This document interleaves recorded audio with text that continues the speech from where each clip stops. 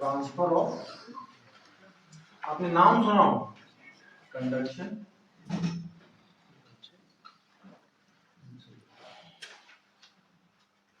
Convection,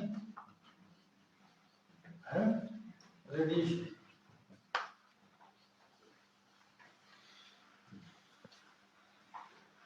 transfer of heat, मैंने आपको बताया कि हीट जो है हमेशा हॉटर टू कोल्डर की तरफ आगे बढ़ेगी, यानी ट्रांसफर ऑफ हीट जो होगा that will B because of difference in temperature. So transfer होगा, ये कैसे होगा? कंडक्शन मेथड से होगा, इधर कन्वेक्शन से होगा या फिर रेडिएशन से होगा। अब हमें जानना है कि कंडक्शन मेथड से कैसे होगा हीट ट्रांसफर।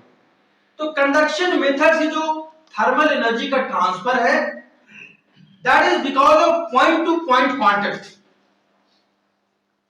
एंड पर्टिकुलरली ये ऐसा सॉलिड के केसेस में होता है। जब भी सॉलिड जहां भी होगा, जब भी उसका टेम्परेचर बढ़ेगा तो जो हीट ट्रांसफर होगा, टेम्परेचर कैसे बढ़ेगा? जब हीट ट्रांसफर होगा। तो हीट ट्रांसफर कैसे होता है सॉलिड के केस में? पॉइंट टू पॉइंट होता है। या फिर यदि आप लिक्विड होगा which is in normal stage, मतलब स्टैटिक स्टेज, यदि लिक्विड है उसमें भी जो पॉइंट टू पॉइंट कांटेक्ट होगा, हीट का ट्रांसफर होगा, टेंपरेचर जब बढ़ेगा, जब एक एटम दूसरे को कांटेक्ट करेगा, दूसरा तीसरे को करेगा, तीसरा चौथे को करेगा। उदाहरण के तौर पे देखूं कि suppose this is a class, मैं बोलूं कि भाई कंडक्शन क्या है, तो कंडक्शन का मतलब होता है कि transfer of thermal energy from one source to another, point to point, contact to contact, and this is prevailing in solid, specifically solids. कैसे? मैं बोलूं कि ये पेन है, मेरे को यहां से जो आगे बंदा आगे बैठा है सबसे पीछे तक इसको पहुंचाना, तो पॉइंट टू पॉइंट कांटेक्ट कैसे होगा? जो आगे वाला बैठा है इससे पेन को पीछे वाले को देगा, पीछे वाला उसके पीछे वाले को देगा, उसके पीछे वाला फिर उसके पीछे वाले को देगा, और आखिरी जहां तक पहुंचना है वहां तक ही पहुंचना है। तो this is what the point to point contact is. तो हीट का जो ट्रांसफर होगा, टेम्परेचर का जो बढ़ना होगा, थर्मल एनर्जी का जो ट्रांसफर होगा, that will B because of point to point contact. एक दूसरे को ट्रांसफर करेगा, दूसरा तीसरे को करेगा, तीसरा चौथे को करेगा। यानी कि ये आगे वाला जो है पेन को लेकर दूसरे को देगा, दूसरा तीसरा, तीसरा चौथा को चौथा, पांचवें को पांचवा, छठे को, इसी तरीके से लास्ट तक चलता है। This is an example of conduction. दूसरा कन्वेक्शन जो है, ट्रांसफर ऑफ हीट और transfer of thermal energy in liquid and gases. एक क्या होता है लिक्विड एंड गैसेस के केस में क्या होगा? पेन जो पहुंचाना होगा, आगे वाला जो आदमी बैठा होगा ये पेन को सीधा खड़ा होगा अपनी जगह से और सबसे लास्ट वाले को दे के आएगा। समझ आ रहा है? पहले वाले में क्या था? एक ने दूसरे को दिया, दूसरे ने तीसरे को दिया, तीसरे ने चौथे को दिया। दूसरे केस में क्या है, कन्वेक्शन के केस में, कि पहला आदमी खड़ा होगा अपनी जगह से और पीछे वाले को दे आएगा। तो ये जो हीट ट्रांसफर का मेथड है वो लिक्विड और गैसेस में। Third one is radiation. Radiation का मतलब होता है कि ट्रांसफर ऑफ हीट एनर्जी, ये basically it's a transfer of electromagnetic energy. मतलब कि पहला वाला इस पेन को सीधा उठा के पीछे वाले की तरफ फेंक देगा, यहीं से अपनी पोजीशन से, यहां से उठा सीधे पीछे वाले को फेंक देगा। तो this is an example of radiation. पहला contact to contact, person to person. Third one is the person who is standing, who is sitting in the first row will stand up, will get up and hand over to the last person. But in the last case, in the case of radiation, ये सीधा यहां से pen को सबसे last वाले की तरफ। तो these are the mode of transfer of heat energy from one atom to another. That is, conduction is prevailing in solid cases, convection is in liquid and gases, and radiation is for the electromagnetic wave. आपने धरती से देखा होगा सूर्य की किरणों को धरती तक पहुंचने की जो प्रोसेस है, that is termed as radiation. Electromagnetic wave, infrared radiation, infrared radiation. X ray का नाम आपने सुना होगा, एक्सरे जो कराते हैं, गामा रेस का नाम आपने सुना होगा, electromagnetic wave, infrared radiation, sunlight, ultraviolet rays, these all are examples of radiation. To transfer of heat energy in atoms are being carried out by all these three: conduction, convection and radiation. Now अब मैं आपको बताता हूं कि जो fire fighting में time का क्या खेल है. Always keep it in mind कि फायर फाइटिंग के दौरान you have to act promptly, otherwise that may lead to negligence from your side and responsibility might get assigned. मैंने बोला जब भी फायर की घटना होगी, जान माल की क्षति होगी, तो हमेशा there will be an inquiry, and inquiry में वो चीजें असर्टेन होंगी who all are responsible for these lapses. इसलिए यह आवश्यक है कि टाइम का हम हमेशा ध्यान रखें. ठीक है, टाइम का क्या रिलेशन है वो हम आपको दिखाते हैं एक ग्राफ के माध्यम से कि कैसे होता है. डिफरेंट स्टेजेस क्या हैं फायर को, जिससे कि ये आगे बढ़ता है. आप एक ग्राफ मैं आपको बनाता हूं जिसमें कि आपको दिखेगा टाइम का टेम्परेचर के साथ क्या रिलेशन है. इसको टेम्परेचर लिख सकते हैं हम.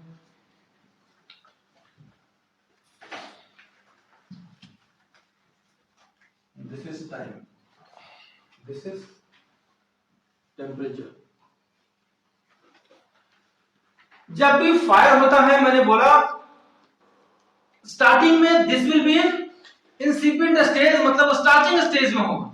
स्टार्टिंग मतलब इग्निशन स्टेज में होगा. सबसे पहले मान लो 10, 20, 30, 40 इस तरीके से. ठीक है, टेम्परेचर 100 डिग्री, 200, 300,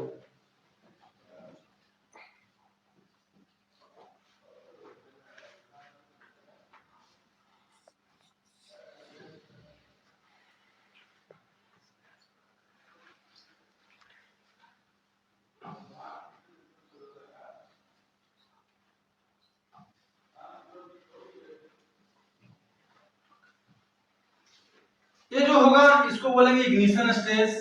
यानी कि जैसी आग, तीनों चीजें इंग्रेडिएंट्स मिलेगी. आपको पता है कि सबसे पहले आग लगेगी तो सोर्स ऑफ इग्निशन होगा, ऑक्सीजन अवेलेबल होगा, जलने वाली चीजें होंगी, that is inflammable material. All the three ingredients are there, fire will take place. तो जो स्टार्टिंग स्टेज होगा that will be an ignition stage. आप उसको अटेंड नहीं करेंगे तो मैंने बोला this can be prove to be the devastating, जहां पे कि loss of man in material can not be मतलब टर्म रूल आउट. तो इग्निशन के बाद जब इसको आप इग्नोर करेंगे, आप इसको अटेंड नहीं करेंगे, तो धीरे धीरे धीरे क्या होगा, ये बढ़ता जाएगा. इसको बोलते हैं ग्रोथ स्टेज. धीरे धीरे बढ़ेगा. ग्रोथ के बाद इसको बोलेंगे फिर डेवलपमेंट स्टेज. लास्ट वाला इसको बोलते हैं डिके स्टेज. यानी कि ये जो आप देख रहे हो ये जो है मैक्सिमम टेम्परेचर अटेन करेगा. फ्लैश ओवर पॉइंट बोलते हैं इसको, फ्लैश ओवर. यानी कि इग्निशन जो है that will start at some point of time, thereafter it will gradually further increase, it will develop and will develop the maximum temperature. यानी कि जो स्टेजेस हैं टाइम के साथ देखो क्या रिलेशन है. जैसे ही आप इसको अटेंड नहीं करोगे ये धीरे धीरे धीरे धीरे बढ़ता है. आप डेली सुनते हो, आपकी डेली हमें घटना सुनने को मिलती है व्हेन वी सी कि नेग्लिजेंस की वजह से आग लगी, बड़ी बड़ी फैक्ट्रियां जल के राख हो जाती है, कई लोगों की जान जाती है उसमें, है ना, क्योंकि टाइम से उसको परीक्षण नहीं हो पाता. तो दैट्स व्हाई देयर इज बोलते हैं कि very important relationship between time and temperature. If you don't attend, it will lead to a outbreak of major fire. ठीक है, एंड जिसमें कि जो क्षति होगी यू कैन नॉट इमेजिन. तो दूसरा ऐसे देख सकते हैं, मान लो ये टाइम और इसका ग्राफ है. स्टार्टिंग में ग्रोथ होगा, डेवलप होगा, फुल्ली डेवलप होगा, फिर डिके होगा. यानी कि इग्निशन के बाद ग्रोथ स्टेज होगा, ग्रोथ के बाद डेवलपमेंट होगा, डेवलपमेंट के बाद फुल मतलब मैक्सिमम टेम्परेचर अटेन करेगा, उसके बाद धीरे धीरे आपकी इंटेंसिटी कम होगी। तो टाइम से इसको टेकल करना इज वेरी इंपॉर्टेंट। इसलिए हमने बोला था कि फायर इज की whosoever finds it मतलब इमीडिएटली उसको दूसरे को बताना है, because one person can not fight a major fire, so he needs assistance.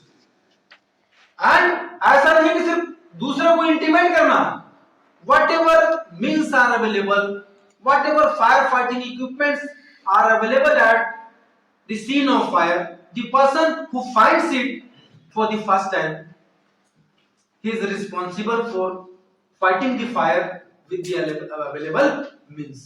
जो भी एक्सटिंग्विशर वहां पे मौजूद होगा उसकी मदद से फायर को रिस्ट्रिक्ट करने की कोशिश करेगा और उसको बुझाने की कोशिश करेगा with the help of available extinguishers and firefighting means। So stages के बारे में आपको जानना जरूरी है। इनिशियल स्टेज में इग्निशन होगा, ग्रोथ होगा, फिर डेवलप स्टेज। हमें कोशिश करनी है कि इग्निशन स्टेज से आगे ग्रोथ स्टेज में ना जाए। अब ग्रोथ में भी जाए तो उसको कोशिश करें कि ग्रोथ से आगे डेवलपमेंट स्टेज में ना जाए, नहीं तो उसके बाद जो है चीजें आपके पास कंट्रोल में नहीं है। अब देखो पहला क्या होता है, this is incipient stage, second is blaze stage. तो टाइप्स ऑफ फायर जब आप देखेंगे, जब आपको मैं डिटेल में बताऊंगा कि what are all the types of fire and what are all the preventive measures, what are all the extinguishers which is used to control that fire। तो उसमें क्या है आप देखोगे तो ये आपको पता चलेगा कि जो क्लास ए ऑफ फायर है, जो ए टाइप ऑफ फायर है, क्लास ए फायर है, उसका एक इंसिपिएंट स्टेज जो है वो 0 से 10 मिनट होता है मतलब, और एक दूसरा होता है ब्लेज स्टेज बोलते हैं, ब्लेज स्टेज यानी कि ओवर 10 मिनट्स। क्लास बी जो है ये है 0 से 1 मिनट, ये है over 1 minute, over 1 minute. Class C जो है ये होता है 0 से 30 second, over 30 second. You can see ignition stage is your incipient stage. Class A is general fire. When we will be able to tell you the classification of fire, it's very important for you, जिसमें कि आपको पता होना चाहिए कि किस type के fire है and based on the nature of fire what are all the extinguishers which has to be used. There are so many precautions also. You have to exercise कि कौन सा फायर है और उसके ऊपर कौन सा एक्सटिंग्विशर हमें इस्तेमाल करना। That's why when we say it's a class A fire, class A fire is general fire, fire which is general in nature। लकड़ी के जलने से, डेली कुछ कपड़े के जलने से, कागज के जलने से, जो फायर जनरल नेचर का हो, घास में आग लग गई है ना, कपड़े कहीं कपड़े में आग लग गई तो उसको बोलते हैं जनरल फायर। तो जनरल फायर का जो इंसिपिएंट स्टेज होगा, जो इग्निशन स्टेज होगा, इट्स 0 to 10 मिनट। यदि 10 मिनट के अंदर आपने इसको कंट्रोल नहीं किया तो it may lead to an outbreak of major fire, और मेजर फायर को कंट्रोल करना is very difficult. That's why 10 minute के बाद blaze stage. Second is class B fire. Class B fire का मतलब होता है ऑयल फायर। ऑयल फायर जो है वो बहुत रिस्की है, बहुत तेजी से लिक्विड है, बहुत तेजी से जलेगा, और जलने के बाद आपके पास टाइम देखो सिर्फ 1 मिनट का। 1 मिनट के बाद this will reach to the blaze stage. Oil fire के केस में जैसे डीजल, पेट्रोलियम, पेंट या कोई और ऑयल हो, इसलिए आपके दिमाग में आना चाहिए कि भाई जहां पे ये सारी चीजें रहेंगी, ऑयल वाली चीजें होंगी, वहां पे जो चीजें रखी हुई हैं उसमें हमको फायर के लिए बहुत ही ज्यादा प्रिकॉशन लेना पड़ेगा, because in this case incipient stage is just for 0 to 1 minute and this will reach to the blaze stage after 1 minute. यानी कि पेट्रोलियम आप देख सकते हो, पेट्रोलियम हाइड्रोकार्बन भी है मेरे पास। हाइड्रोकार्बन का मतलब होता है कि आपको बताया कि इसकी कैरेक्टरिस्टिक ऐसी है कि ये बहुत तेजी से जलता है और हीट बहुत ज्यादा डिसिपेट करता है। ज्यादा अमाउंट ऑफ हीट डिसिपेशन होगा, आग की इंटेंसिटी बढ़ती जाएगी, आप उसको कंट्रोल नहीं कर पाओगे। जितना ज्यादा हीट मिलता जाएगा आग बढ़ता जाएगा, एक पर्टिकुलर जगह से दूसरे जगह से तीसरे जगह, क्योंकि आपको हीट ट्रांसफर का मेथड मैंने बता दिया। हॉटर टू कोल्डर साइड में हीट का डेसिपेशन होगा, हीट ट्रांसफर होगा, एक जगह से आग दूसरे जगह लगेगी, दूसरे से उसके बगल में लगेगी, उसके बगल से उसके बगल में लगेगी, और आग धीरे धीरे बढ़ती रहेगी। जो टाइम का खेल मैंने बताया, यहाँ पे अलग अलग टाइप के लिए अलग अलग। दैट्स व्हाई आप क्या करते हो, ऑयल फायर के ऊपर आप इस्तेमाल करते हो फोम, बिकॉज ये जरूरी है।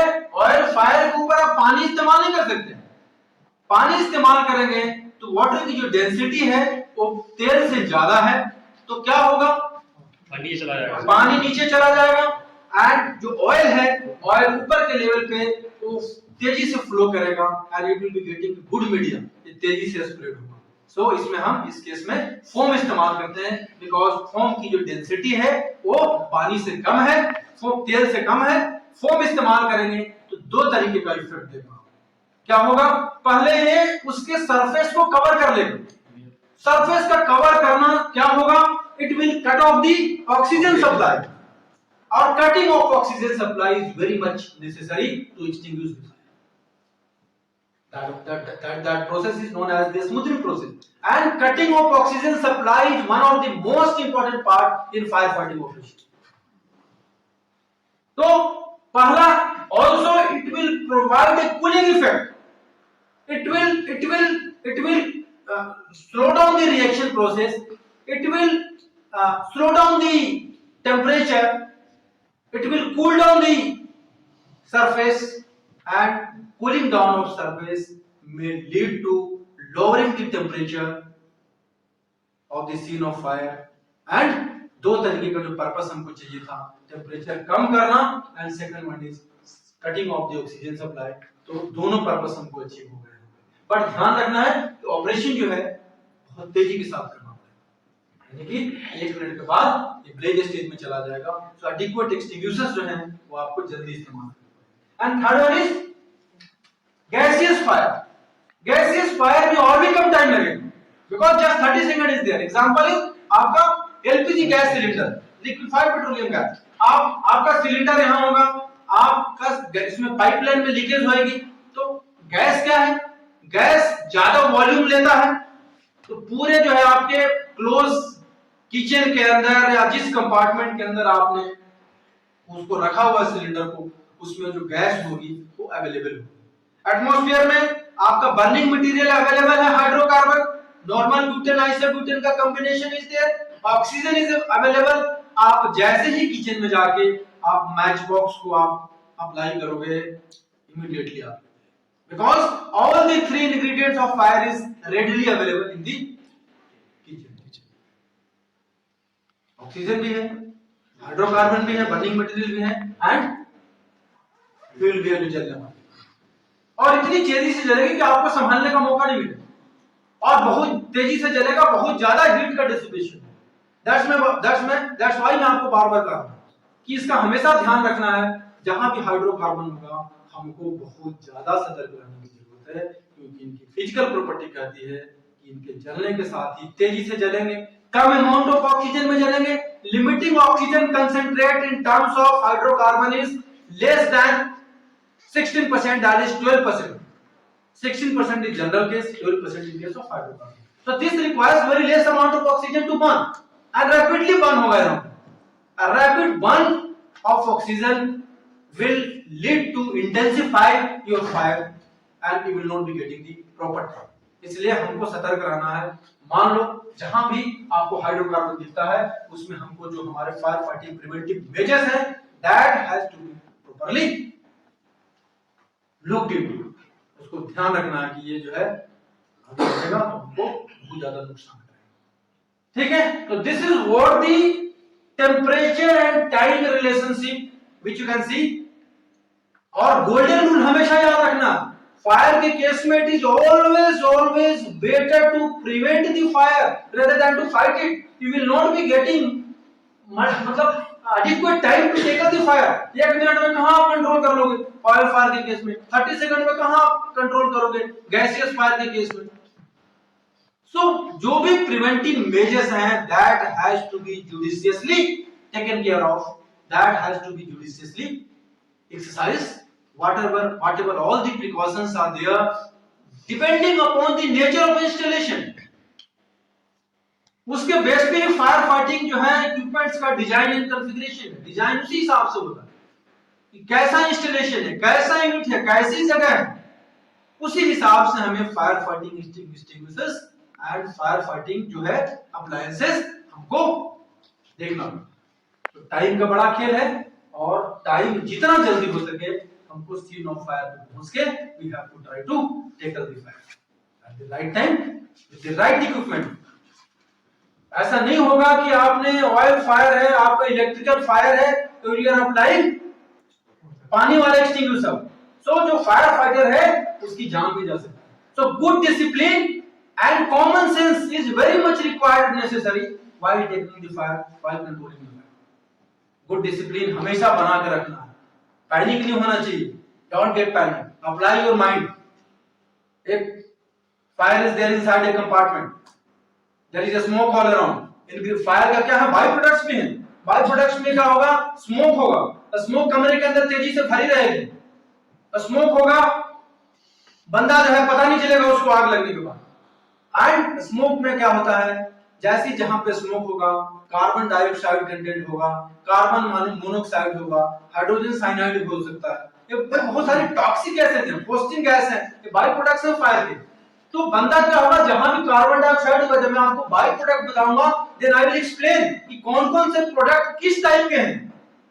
कार्बन डाइऑक्साइड है, इसकी प्रॉपर्टी कहती है कि जहां भी कार्बन डाइऑक्साइड ज्यादा होगा वहां से ऑक्सीजन को कार्बन डाइऑक्साइड अपनी जगह से डिस्पेल करता है, हटाता है। तो ऑक्सीजन की सप्लाई कम होगी वहां पे, तो जो बंदा अंदर ट्रैप है he will be facing the difficulties to breathe, तभी दम घुटने से जान जाती है, because there is a lack of oxygen inside the compartment, because due to byproducts there is a carbon dioxide, carbon monoxide, phosgene, hydrogen chloride, all these gases are available inside the compartment, that's why oxygen content is very less, and हमें breathing के लिए at least 16% oxygen तो चाहिए, जो कि atmosphere में that is readily available till 21%। Clear है?